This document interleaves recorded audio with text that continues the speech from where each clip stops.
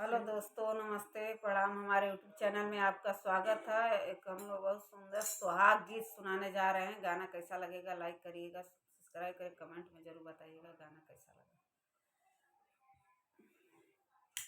केथुआ के दिया ना केथुआ लागल बाती जी, केथुआ के दिया ना केथुआ लागल बाती जी, केथुआ के घिया ना बाराई सारी रात जी, केथुआ के घिया ना बाराई सारी रात जी, सोनावा के दिया ना रे समना के बाती जी, सोनावा के दिया ना रे समा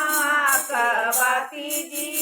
गैया के दिया ना बाराई सारी रात जी, गैया के दिया ना बाराई सारी रात जी, सुखी गईले दिया ना बुझाई गईले बाती जी, सुखी गईले दिया ना बुझाई गईले बाती जी, पिया जुआरी जुआ खेले सारी रात जी, पिया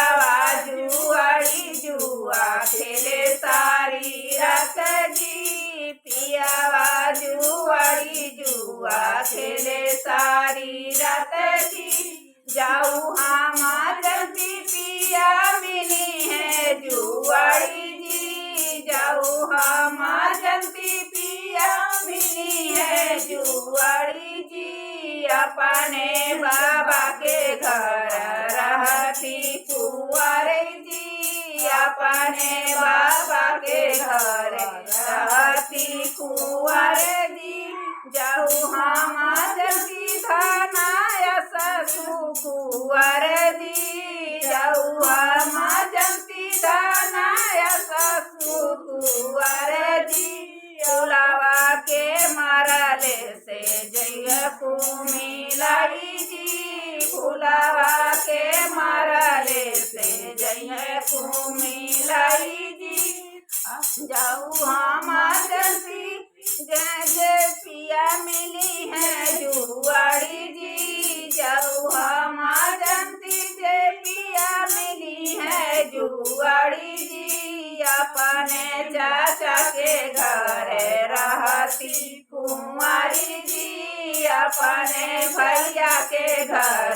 रहती कुंवारी जी, अपने भैया के घर रहती कुंवारी जी, जाऊ हम जल्दी धना इतना सुकुआर जी, जाऊ हम जल्दी धना सुकुआर जी,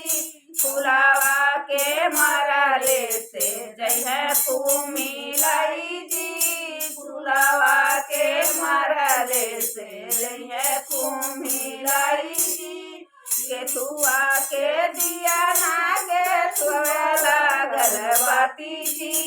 केथुआ के दिया ना केथुआ लागल बाती जी, केथुआ के गिया ना जरेला सारी राती जी, केथुआ के दिया ना बराई सारी रात जी, केथुआ के गिया ना बराई सारी रात।